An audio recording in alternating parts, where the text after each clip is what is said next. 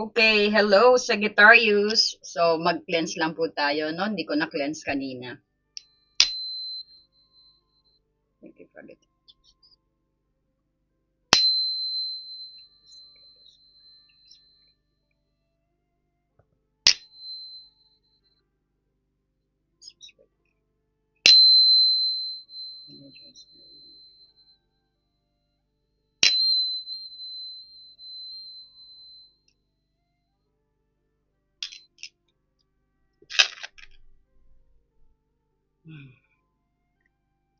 Okay, welcome back sa Happy Angel Reading. Sagittarius, ito yung reading mo, no? This is about yung parang sabihin natin rest back ng tadhana, no? So, huminga ka ng malalim, no? Alam kung paano mo pinipilit na maging okay sa harap ng ibang tao. Kahit na sa loob-loob mo, ikaw ang nag-iipon ng luha. Hindi mo mailabas dahil ayaw mong makita nila ang lamat ng iyong puso, no? So, ikaw yung tipo na kahit sinasaktan ka na sabihin natin na,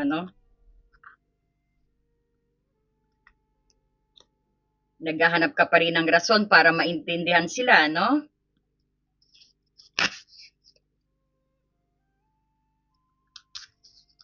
O, di bale, may shower of abundance ka naman. Okay.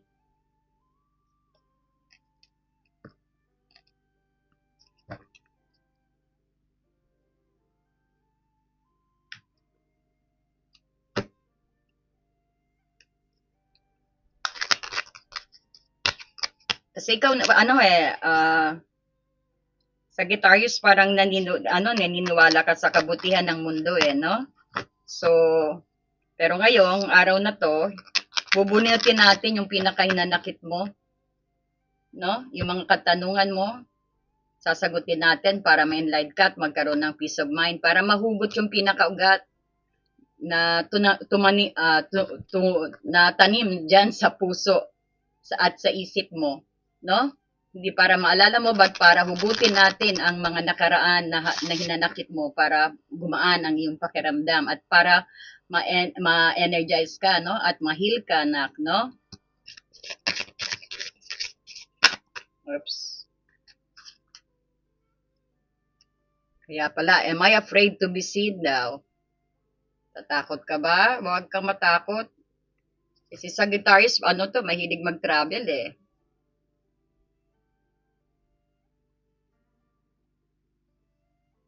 At kuha tayo ng animal spirit mo. Yan, tatlo, no? Okay, bukas ayusin natin ang table kasi medyo maliit yung camera.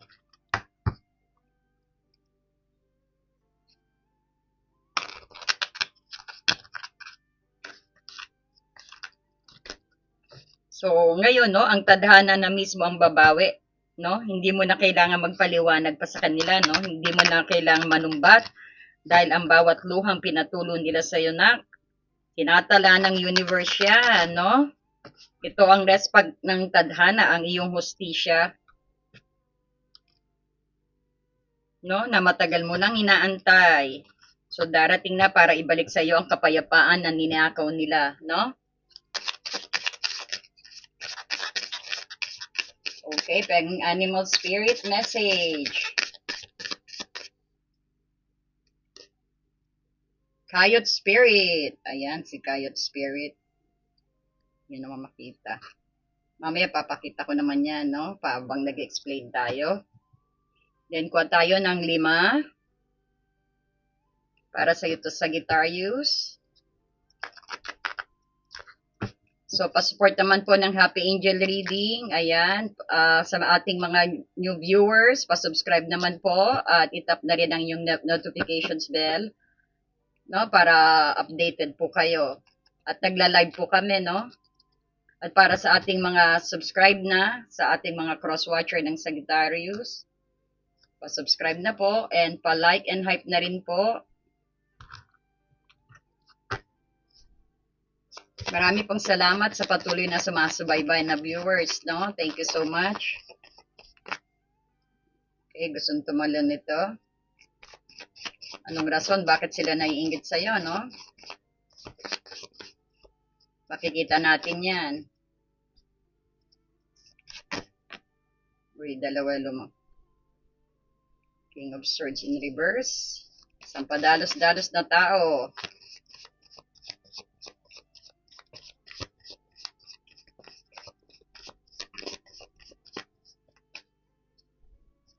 Ano naman po ang resback ng tadhana. Ito na yung resback.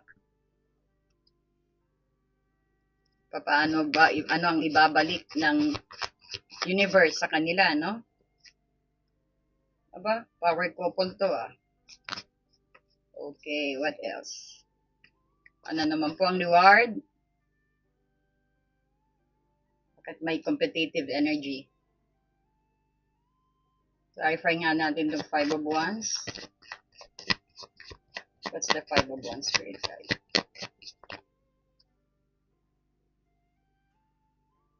Eight of Pentacles. Ayan. Oh, santo. Ba, hindi ko nakita to Ang dami mong reward, Sagittarius. Sige, let's consider this, no? Kasi nagpapansin sa'yo to. Kailangan nating basahin ang mga panglimang grupo. Pero marami siya. Ang dami mong reward dito na. Ang ganda. Hindi ko nakita yun, no? Talagang gusto magpabasa. Para ihatid ang mensahe sa'yo, para maibsan ang iyong mga hinanakit sa mga taong pasaway.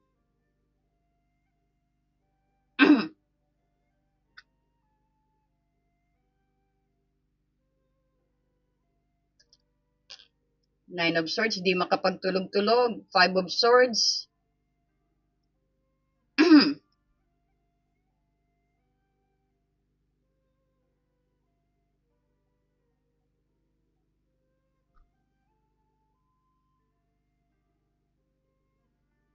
Sagittarius, nagsimula tayo sa Nine of Swords dito. Ito yung card ng Sleepless Night. Hindi ka ba makapagtulog-tulog ngayon? Naapektuhan ka pa rin hanggang ngayon, no?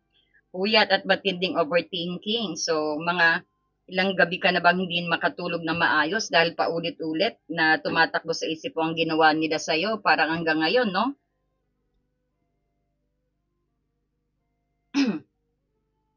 Kumbaga parang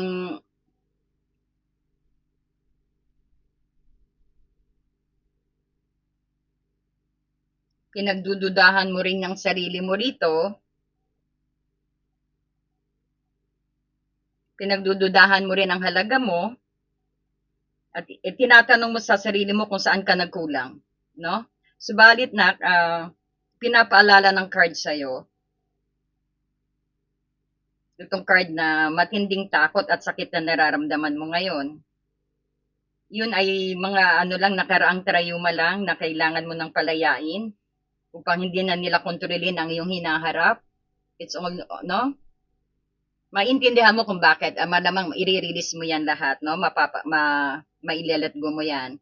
Mabubunot natin ang tinik niyan, no? As long as we go on sa ating mga tulong ng mga oracle at guidance sa iyo, mga mensahe, no? Palalakasin talaga ang loob mo at hindi mo na sila iindahin, no? Kung nakikita mo, andito ang Five of Swords, pumasok ang Five of Swords dahil matinding betrayal at dirty tactics na ginamit ng mga taong nakapaligid sa iyo. Hindi naging patas ang laban, no? Parang sabihin natin parang nanalo sila sa away sa pamamagitan ng panlilintang, paninira at pagbaluktot sa katotohanan, no? Nananahimik ka at umalis hindi dahil sa talo na o talo ka, kundi dahil sa nare-realize mo na walang kwentang makipaglaban sa mga taong walang prinsipyo, no? Pinaubaya mo na sa karma ang mga taong mahilig sa panlalamang, no? And then nag-temperance, Knight of Swords, reverse. Ito.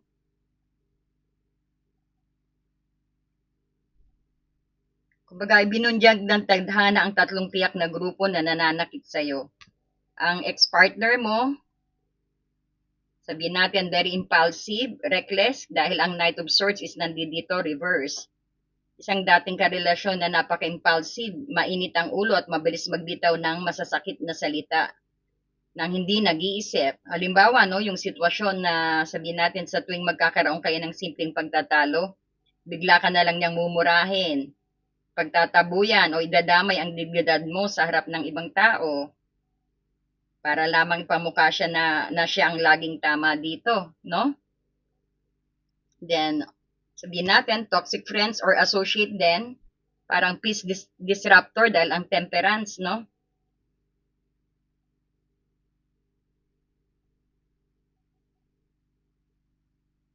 Pag pinagsama sila, yung ano mo, yung peace mo, ang calmness mo, ang patience mo, dinagtungan ng Knight of Swords.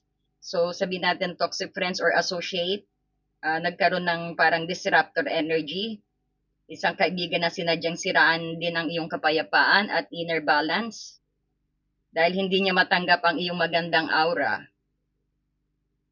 Halimbawang sitwasyon, kapag nakikita niyang tahimik at masaya ang buhay mo, magpapasok siya ng chismis o gagawa ng intriga sa grupo ninyo para lang magkaroon ng away at mawala ang iyong temperance at kapayapaan. No? Pagdating naman sa family member, nakikita natin demanding. Ang relative, isang kamag-anak na walang patience din. Laging nagmamadali kapag may kailangan sa'yo kasi pag didinugtong natin, no? Pero nawawala kapag ikaw naman ang nangangailangan. So halimbawa ng sitwasyon, no, hihingi ka ng tulong o pera na parang demand at dapat ibigay agad-agad, no? Pero kapag sinabi mong kailangan mo muna magtabi para sa sarili mo, o sabihin mo natin sa bills mo, ikaw pa ang sasabihan ng masakit na salita at pariringgan ka sa pamilya, no? So ang Queen of Pentacles naman dito at King of Cups, ito ang isang tunay na tagumpay at regalo ng universe sa iyo, no? Habang ang mga nananakit sa iyo ay nakalubog sa gulo, yan panay away, oh. Kaya wag ka na mag-overthink, no? The universe is helping you out to get that peace. Ang Queen of Pentacles ay dito, kumbaga, at ang King of Cups, itong dalawa, ikaw yung umaangat sa isang estado ng emosyonal at pampinsala ng katatagan dito. Ang Queen of Pentacles ay ang isang kakayahang mag-alaga at magpalago ng pera at ari-arian, habang ang King of Cups ay nagdadala sa iyo ng matured, tapat, at emotional na balancing partner, no? O proteksyon. Ang kalmado at masaganang buhay mo ang magiging pinakamalaking rest back sa kanila, no? Parang papatayin sila sa inggit. And then you have the Five of Wands dito, no? Andito ang Five of Wands.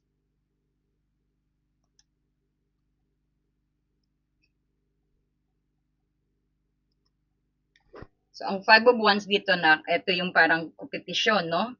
Tapos, itong mga tumalon na tatlo, may Ten of Pentacles ka, inihabol yung grasya mo rito, oh. No? Nakita nyo kanina? So, nagkaroon ng gulo o kompetisyon sa Five of Wands, no? Ito. Ikaw naman ang nagtutok sa iyong trabaho at kasanayan din dito.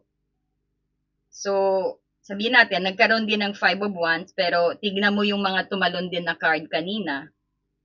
No? Lumabas ang Eight of Pentacles, Ten of ano, no? Ito pala ang tumalon, Ten of Pentacles, at Full, at saka Three of Wands, at Three of Pentacles. Kumbaga, habang sila ay busy at nakikipag-away at inggitan dito na, dyan sa Five of Wands, ikaw naman ay nakatutok at sa trabaho mo at sa iyong skill, no? Hindi mo na iindahin yan o hindi mo na iindahin o hindi mo na ininda kung natapos na, no?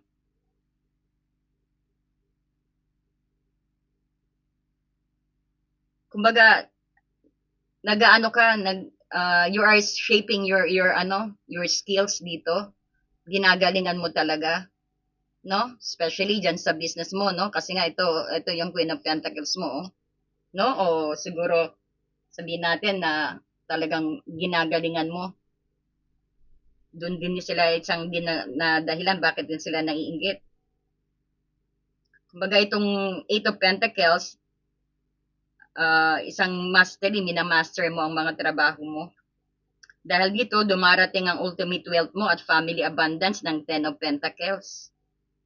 No? Dahil lahat ng pamilya mo mayayaman dahil tinutulungan mo sila. Sa tulong ng Fool din, itong Fool, gumagawa ka ng panibagong leap of faith patungo sa iyong freedom, kung saan ka makakahanap ng bagong tao at collaborators dito ng Three of Pentacles. No, ito yung tunay na respeto at tutulong sa iyo sa mga pangarap mo, no? Tataas ang frequency mo, hindi mo na sila makakaano, kumbaga waste of time na makipag-alubilo ka pa sa kanila if ever, no? So ang message ng animal spirit is coyote spirit, trust the divine detours, no? Yan ang sabi sa iyo. Ang coyote spirit dito ang nagpapaalala sa iyo ng tinatawag na divine trickster o divine detour. Minsan ang itong coyote spirit, ang mga detour ng kapahamakan, panloloko ng ibang tao ay paraan ng universe para ilayo ka sa mas malaking panganib, no? So ang akala mong kapahamakan ay ginamit ng tadhana upang turuan ka na huwag maging masyadong kampante rin.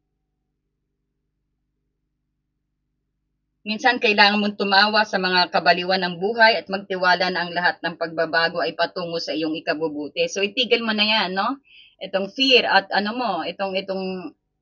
itong Nine of Swords mo, tigil mo na yan, no? Matulog ka sa tamang oras, matulog ka ng 8 hours, no? At wala kang dapat ikatakot.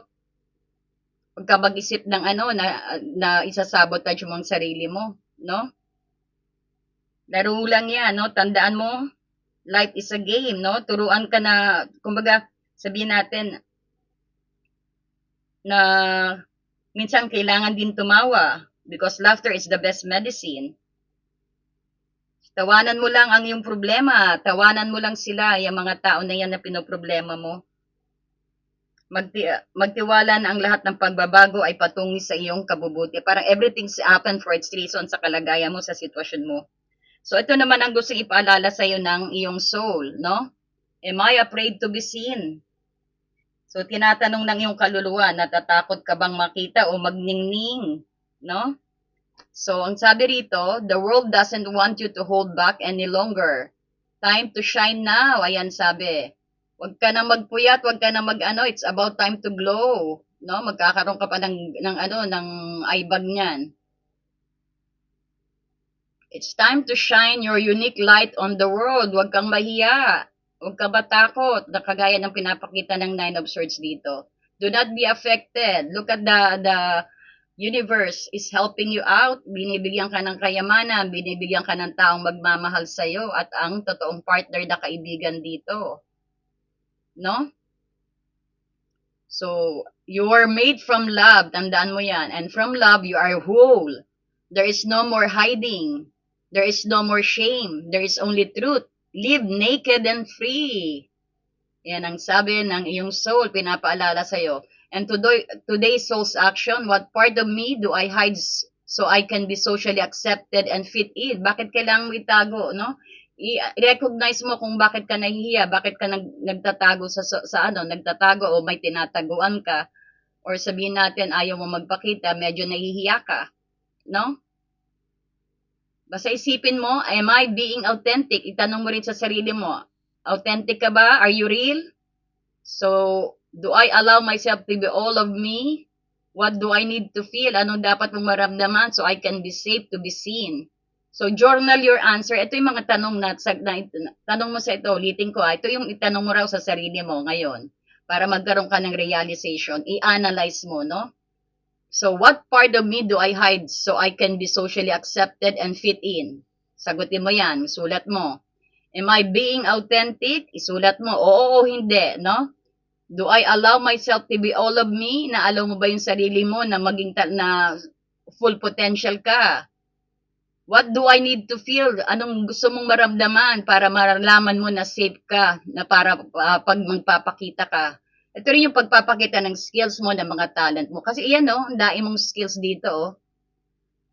Marami ka na rin accomplishment. Parang very humble ka naman dito yata na kailangan sometimes we need to let other people know kung anong narating mo. The result will make them parang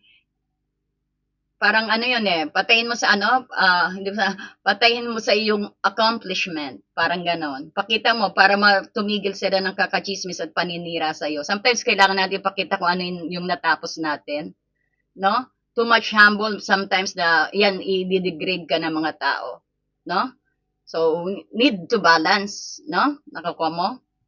So I need to feel so I can be safe to be seen. Journal your answer daw. Ayan, ang ganda ng message sa'yo, ha? But you have your own free will po, no? Tatandaan nyo yan. But wala namang masama, magaganda yung advice, no? Tsaka look at this one, no? So, ang dagdagan pa natin dito, based sa yung situation din, am I afraid to be seen? So, yan nga, dahil din sa paninira rin siguro ng iyong ex or fake friends at pamilya din, no? Kaya nagsimula ka magtago at ipagkait din yung liwanag ng iyong mundo. So, parang natatakot ka na baka kapag nagtagumpay ka ulit, ayan, kagaya, ang dami mong tagumpay dyan, no? Accomplishment. At yung mga talagang nagmamastery mo, baka yung iba nagpi-PhD pa, may na-master ang inyong skill, no? Parang natatakot ka kapag nga naging victory ka, baka na naman akala mo sisirain ka na naman nila, no? So, ipinapaalala ng iyong kaluluwa na huwag mong itago ang iyong ganda. Kagaya ng sinasabi ko, ayan yung talento mo, kakayahan mo. Ang mundo ay naghihintay sa iyo ng pagningning, no? Ibig sabihin, burst, pumutok ka mula sa iyong kinaroroonan at hayaan mo ang liwanag mo ang sumilaw sa mga taong umaabuso sa iyo. Patayin mo sa inggit. Dami pala yung mga words na yon, no? But I'm just kidding, no? Pero hindi, totoo po yan. No? Show them what you've got. Para manliit sila. No? Para masilaw sila. Yung mga taong umaabuso sa'yo na. Okay? So, ang iyong shower of, ayan, kita mo, shower of abundance. Tingnan mo naman, syempre, may 10 of Pentacles ka na. Kasi ito, talagang pinaghirapan mo to. So, you need to show them para motivate mo rin sila. No? O kaya kapaldo no? Sagittarius. So, keep on traveling. So, ang daily guidance natin is shower of abundance. Ayan, patunay, no? Ang card para sa'yo sa araw ng gabay, no? So, kumbaga, inihahanda ka ng universe para sa isang buhos na blessing.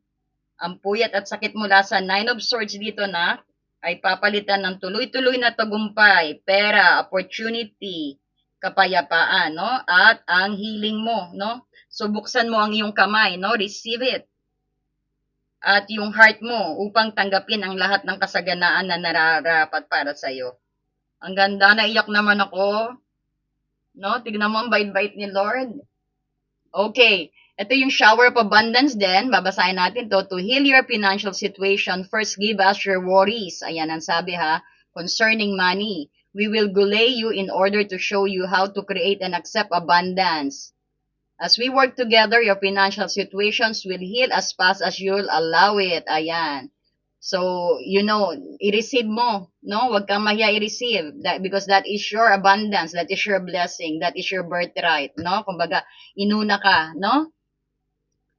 At gagamutin ang kung ano mang problema mo sa financial din, no? Kumbaga, doon mo sila sisilawin, no? Hayaan mo silang dahil that is their karma na they need to learn from it na hindi maganda yung ginagawa nila. No? Kumbaga, silawin mo sila sa iyong mga ginto, sa iyong skills, sa iyong talento, no?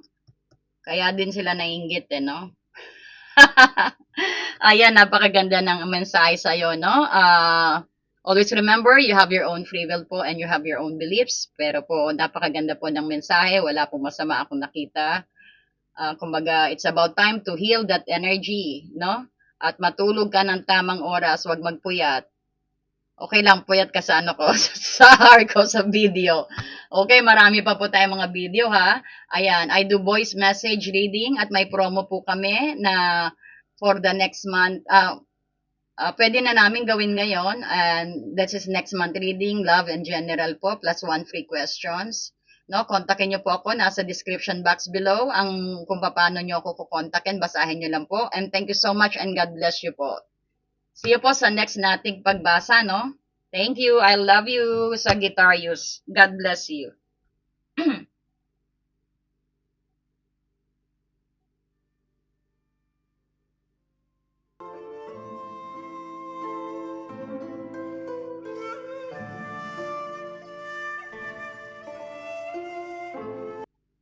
Saglit lang po, hindi ko yata naanot, no? Kumbaga, wait lang. Gusto ko uling ulitin para lalo kang maano, no? Kumbaga, isa-summary ko pala sa'yo, no? Kasi ito yung ginawa ko rin sa iba, sinasummary ko. Isang malaking shocker para sa ex mo na impulsive o sa chismosa mong kaibigan at sa kamag-anak mong mahilig mag-pressure sa'yo. Akala kasi nila noong iniwang kanilang puyat sa Nine of Swords ay tapos ka. Surprise, no? Biglang tumalon ang Eight of Pentacles, ang Ten of Pentacles, ang Fool, at ang Three of Pentacles.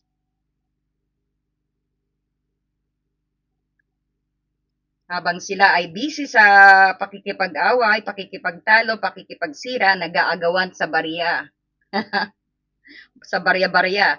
Ikaw naman ay busy sa pag-ipon ng milyones mo, no? Dahil shower ka nga daw in abundance, eh. Tingnan mo naman. No? Tapos yung Ten of Pentacles mo pa.